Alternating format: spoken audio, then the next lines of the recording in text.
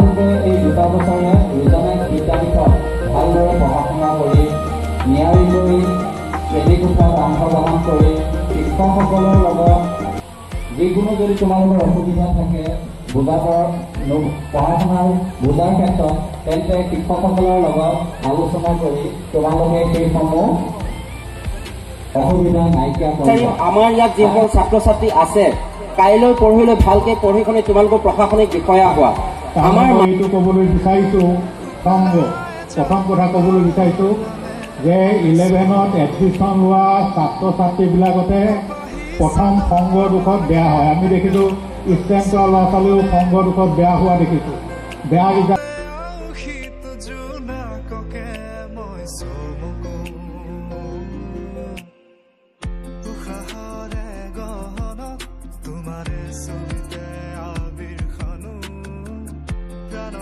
তুমি অংকিতা দুচকু